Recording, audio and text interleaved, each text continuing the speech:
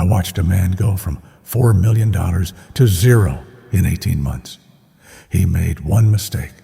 One. And it began with a celebration. Before I tell you his name, and I will not, because his family still suffers, I need you to do something right now. Type the word Baruch in the comments. B-A-R-U-C-H. It means blessed. And when you type it, you are not playing a game. You are making a declaration over your own life that what I am about to release tonight, you receive it. And when you press the like button on this video, you are doing more than helping the algorithm. You are agreeing with heaven that this word was meant for you, that this teaching found you because God knew you needed it tonight. So do it now. Type Baruch, press like, and then subscribe to this channel, because what I am releasing here is not entertainment. It is ancient wisdom for a modern crisis. And you were born for such a time as this. Now, let me take you back. The man I am talking about, I will call him David, though that was not his name. David came to me in the year 2007. He was 39 years old. He had just closed the biggest deal of his life, $4 million, cash, after taxes. He had been working toward this moment for 11 years. 11 years of rejection, of doors slammed in his face, of people laughing at his vision. And then finally, the contract was signed. The money hit his account. And he did what most people do. He celebrated. He threw a party. He posted on social media. He bought a new car, a luxury car, the kind that announces to the neighborhood, I have arrived. He told everyone, his family, his friends, his old boss who fired him, the investors who said no. He wanted them all to see. He wanted them all to know. He had won, and within 18 months, it was gone, all of it. Not because of the economy, not because of a lawsuit, not because of a business failure, because of something the ancient rabbis warned about 3,000 years ago. Something that is written in the Talmud, hidden in the Psalms, and woven into the very fabric of Torah. And almost no one teaches it anymore. I'm going to teach it to you tonight. When David came back to me, broken, bankrupt, his marriage fallen apart, he said to me, Rabbi, what did I do wrong? I worked so hard. I prayed. I gave tzedakah. I honored the Sabbath. Why did God take it away? And I said to him, what I am about to say to you, God did not take it away. You gave it away by celebrating too early. Now I know what you are thinking. Rabbi Shimon, are you telling me I cannot be happy? Are you saying I cannot enjoy the blessings God gives me? No, that is not what I am saying. Joy is a mitzvah. Gratitude is a commandment. But there is a difference, a life and death difference between gratitude spoken in the secret place and celebration announced to the world before the blessing is secure. Let me show you what I mean.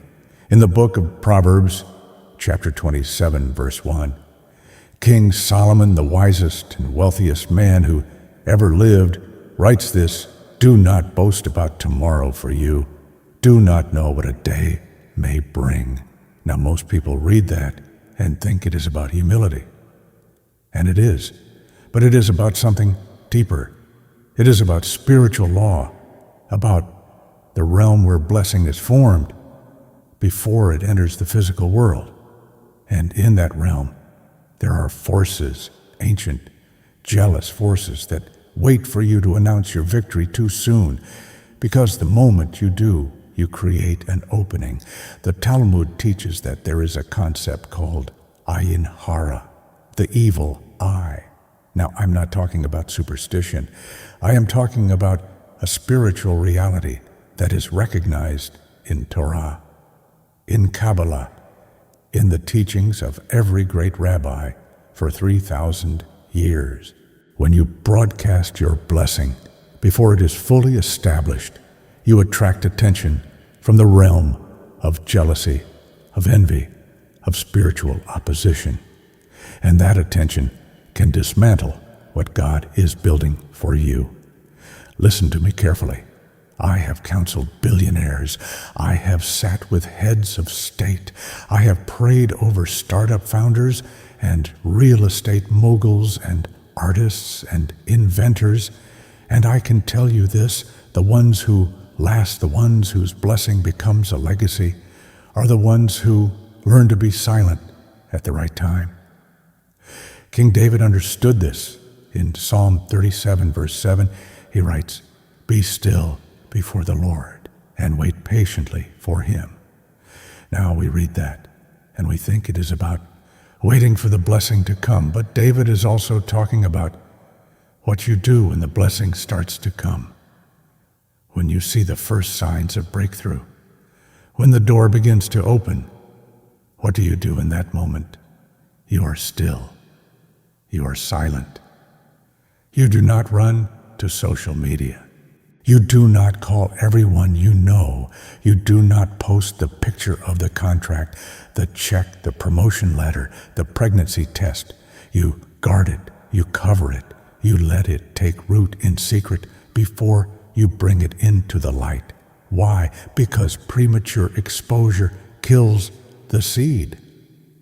I learned this from my own teacher, Rabbi Menachem. May his memory be a blessing. He used to say to me, "Shimon, a seed must be buried in darkness before it can break through into the light. And if you dig it up too soon to see if it is growing, you will destroy the very thing you are waiting for." That image never left me. How many of you right now are in a season where something is starting to shift? Maybe your prayers are being answered. Maybe the job offer is coming. Maybe the relationship is healing. Maybe the money is starting to flow. And you feel this urge, this desperate urge to tell someone, to prove to the people who doubted you that you were right, to show your family that God is real, to post the evidence on Instagram so the world can see. And I am telling you tonight, as a rabbi, as a spiritual father who has seen this pattern destroy blessing after blessing after blessing, do not do it. Not yet. Guard it. There is a time to celebrate. There is a time to testify. But that time is not when the blessing is in formation. It is when the blessing is established, when the harvest is in the barn, when the baby is born, when the contract is not just signed, but executed, when the healing is not just beginning, but complete. The great Rabbi Nachman of Breslov once said, "The highest form of wisdom is silence before the miracle is complete." And when I first heard this, everything changed for me, because I realized that what I thought was faith, announcing the blessing, claiming the victory, declaring it out loud, was actually presumption. And presumption opens the door to loss. Now let me show you the 3 stages of blessing. This is ancient wisdom. This is Kabbalistic teaching that was passed down in secret for generations. And I am giving it to you tonight because you are ready for it. Stage 1, conception. This is when the blessing is spoken over you in the heavenly realm. When God says, "I am going to bless this person," you do not see it yet, you do not feel it yet, but in the spiritual dimension, it has been decreed. This is the stage of faith, of waiting, of trusting what you cannot see. Stage 2, formation. This is when the blessing begins to take shape in the physical world. You start to see signs. Doors open. Favor increases. People who ignored you start reaching out. Opportunities appear. Money starts to flow. This is the most dangerous stage because you can see it, but it is not yet secure. It is like a pregnancy in the first trimester, visible to you but fragile. This is where most people lose the blessing. because they celebrate here. Stage 3, manifestation. This is when the blessing is fully born, when the harvest is complete, when the money is not just promised but in your account and staying there, when the healing is not just started but finished, when the business is not just launched but profitable and stable. This is when you celebrate. This is when you testify. This is when you let the world see what God has done. And here is what the enemy knows that most believers do not know. If he can get you to celebrate, in stage 2, he can abort the blessing before it reaches stage 3. Let me tell you what happened to David. When he got that $4 million, he was in stage 2. The money had arrived, yes, but it was not yet established. He had not yet built the systems to protect it. He had not yet dealt with the old mindsets that kept him poor for so many years. He had not yet learned how to steward wealth. He was in formation. And he needed silence. He needed humility. He needed to go into the secret place with God and say, "Thank you. Now teach me how to keep this. Teach me how to multiply this. Teach me how to become the person who can carry this level of blessing." But instead, he celebrated. And within 6 months, the wrong people heard about his money. Within 9 months, he made bad investments because he thought he knew more than he did. Within 12 months, family members who had never helped him were now asking for loans he could not say no to. Within 18 months, it was gone. And when he came back to me, I said to him, "David, do you remember what I told you when you first got the blessing?" He said, "Yes, Rabbi. You told me to be silent. You told me to wait. And I did not listen." I said, "And now you know why. Before I go any further, I need you to do something. I need you to pause this video for just a moment and type the word shalom in the comments. SHALOM. Not because it is a tradition, but because you are making a declaration. You are saying, "I will guard my peace. I will guard my blessing. I will not give the enemy an opening by speaking too soon." Type it now. Shalom. Now let me give you the 3 gates of protection.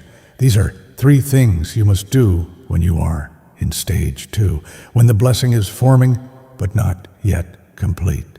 Gate 1, the gate of silence. You must learn to be silent about what God is doing until he tells you to speak. Not forever, but for now. There is a verse in Ecclesiastes chapter 3, verse 7, "A time to be silent and a time to speak." You must discern which season you are in. And if you are not sure, choose silence. It is always safer. I know this is hard for you, especially in this generation, in this culture where everything is shared, everything is posted, everything is broadcast, where people measure their worth by how many likes they get, how many followers they have, how much attention they can attract. But I am telling you, as someone who has lived 83 years and seen every kind of success and failure, the people who build lasting wealth, lasting peace, lasting blessing are the ones who know how to keep a secret. When God blesses you, he is trusting you with something precious. And the first test of whether you can handle more is whether you can stay silent about what you already have. Gate 2, the gate of gratitude. Now, silence does not mean you are not thankful. It means you express your gratitude in the secret place. You go into your prayer closet, you close the door, and you thank God. You worship him. You write it in your journal. You speak it out loud. When no one is listening, you let heaven hear your praise before you let the world hear your testimony. There is a teaching in the Talmud that says, if you want your blessing to multiply, thank God in secret. Why? Because when you thank Him in secret, you are showing Him that the blessing is about Him, not about you. It is not about your reputation. It is not about proving something to other people. It is about your relationship with the one who gave it to you, David King. David understood this. After God made him king, he did not throw a parade. He went into the tent of meeting and he danced before the Lord in private, with abandon, with joy. But it was for God, not for the crowd. And that is what I want you to do. Dance in your living room. Cry tears of gratitude in your car. Fall on your face in your bedroom and thank God for what He is doing. But do not post it. Not yet.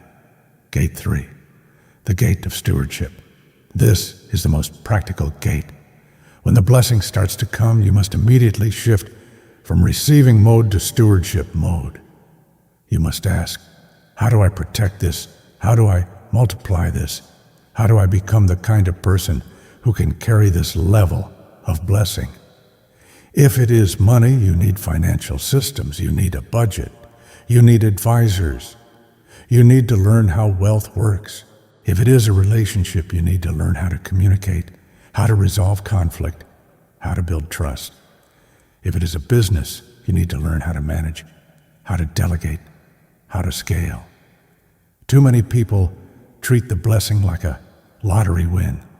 They think, I got it, now I can relax.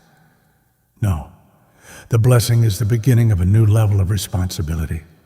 And if you do not rise to that responsibility, you will lose what God gave you. I want to tell you about a man in the Torah who understood this principle perfectly. His name was Joseph.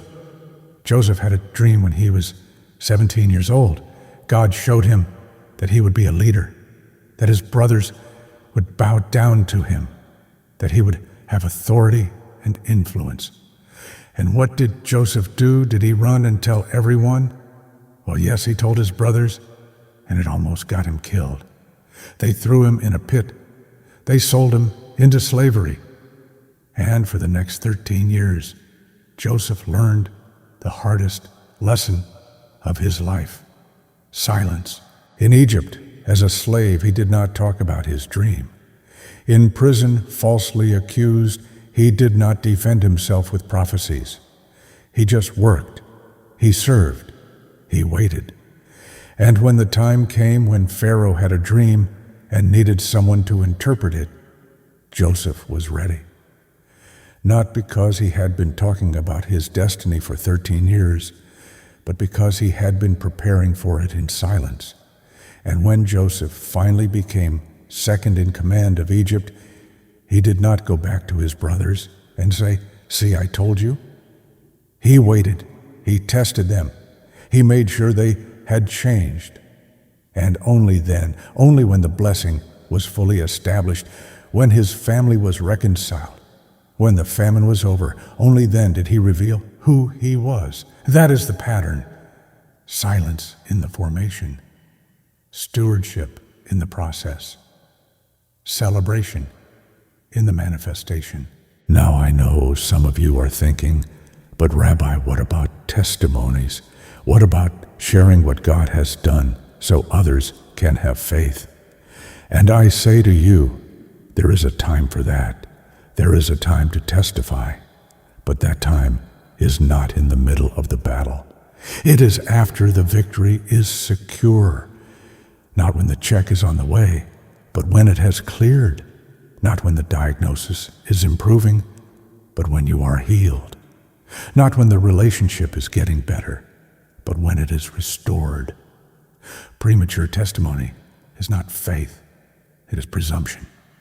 And presumption is pride, and pride comes before the fall. The great Rabbi Maimonides once said, "A wise man does not speak of his blessings until they have become so established that even his enemies cannot take them away." And when I first heard this, I wept, because I realized how many blessings I had lost in my own life by speaking too soon. Let me pray for you right now. Close your eyes if you are not driving. Put your hand over your heart and receive this. Baruch atah Adonai Eloheinu melech ha-olam. Blessed are you, Lord, our God, King of the universe, who guards the blessings of the faithful in secret until the appointed time.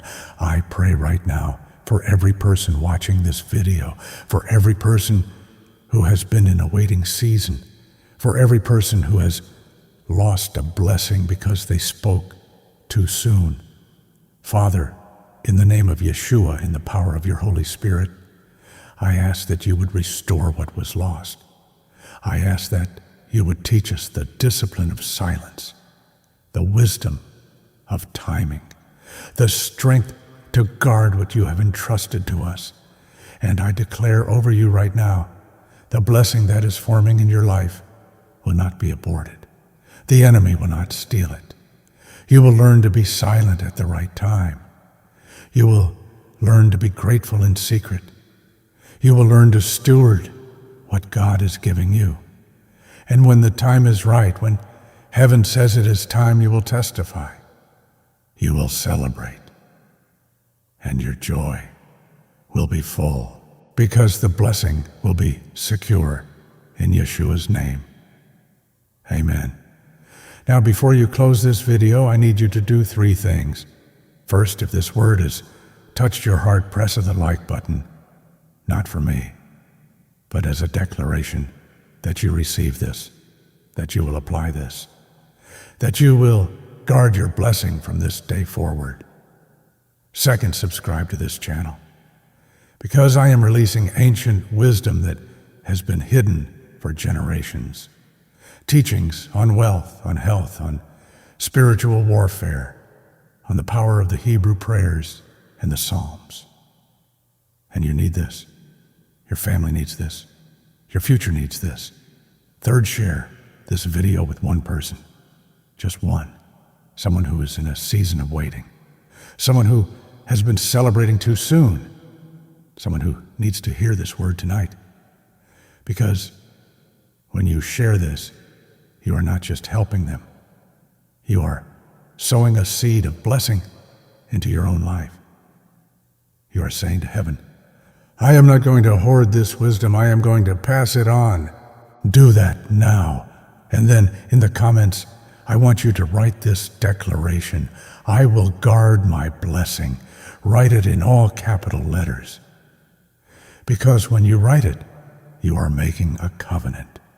You are making a vow before God and before heaven that you will not be like the man who lost $4 million. You will be like Joseph. You will be like David. You will be silent in the formation. You will be faithful in the stewardship. And you will celebrate in the manifestation. Write it now. I will guard my blessing. And may the God of Abraham, Isaac, and Jacob, the God who sees in secret and rewards in public, may he cover you with his wings, protect the blessing that is forming in your life, and bring it to full manifestation at the appointed time. May every door that needs to open, open. May every enemy that needs to fall, fall.